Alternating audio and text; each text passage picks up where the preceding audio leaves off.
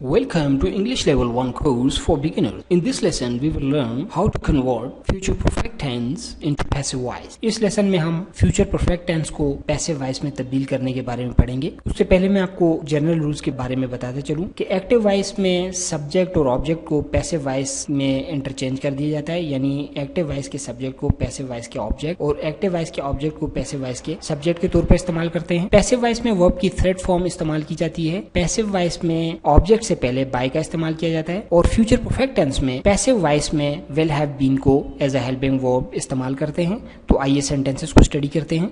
Sentence number 1, I will have taken lunch, मैं खाना खा चुका हूंगा।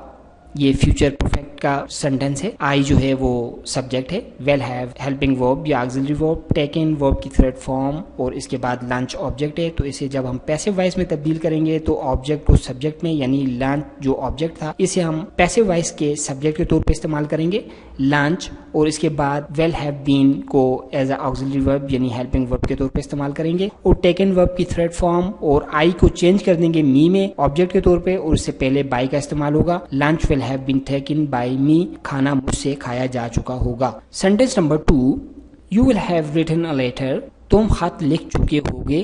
Passive voice a letter subject के तौर पे इस्तेमाल होगा, will have been as a helping verb, a letter will have been written verb की थ्रेड फॉर्म यू जो है वो यू ही रहेगा और इसके से पहले जो है हम बाय का इस्तेमाल करेंगे। A letter will have been written by you, खत तुमसे लिखा जा चुका होगा। Sentence 3, she will have cooked meal, वो खाना पका चुकी होगी। पैसिव वॉइस मील जो ऑब्जेक्ट था एक्टिव वॉइस में इसे एज सब्जेक्ट इस्तेमाल करेंगे। Meal will have been cooked verb की थ्रेड फॉर्म और शी जो है वो चेंज हो जाएगा हर में और उससे पहले बाय का इस्तेमाल करेंगे। Meal will have been cooked by her, खाना उससे पकाया जा चुका होगा। Sentence 4, they will not have read the book, वो किताब नहीं पढ़ चुके होंगे। Passive voice book as a subject इस्तेमाल होगा। विल नॉट हैव बीन ये नेगेटिव का सेंटेंस था तो इसे हम विल नॉट हैव बीन को एज अ हेल्पिंग वर्ब इस्तेमाल करेंगे।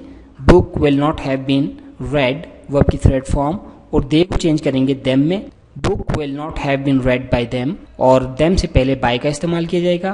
किताब उनसे नहीं पढ़ी जा चुकी होगी। Sentence number 5, we will not have bought pen, हम पेन नहीं खरीद चुके होंगे।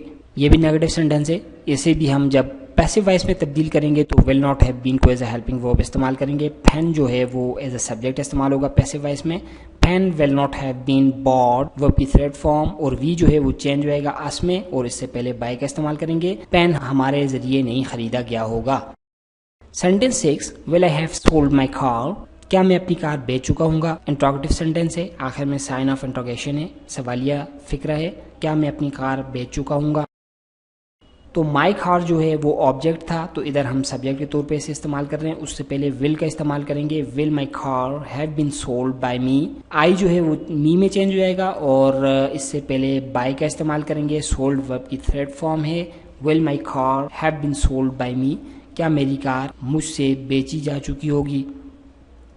Sentence number 7, will you have helped me, क्या तुम मेरी मदद कर चुके होगे। ये भी इंट्रोगेटिव सेंटेंस है, आखिर में सवालिया निशान है तो इसे जब हम पैसिव वॉइस में तब्दील करेंगे तो मी को जो ऑब्जेक्ट था आई में चेंज कर देंगे सब्जेक्ट के तौर पे। तो well I have been helped verb की थ्रेड फॉर्म हेल्प्ड, यू जो है वो यू ही रहेगा, उससे पहले बाय का इस्तेमाल करेंगे। Well I have been helped by you, क्या मैं तुम्हारे जरिए मदद किया जा चुका हूँगा।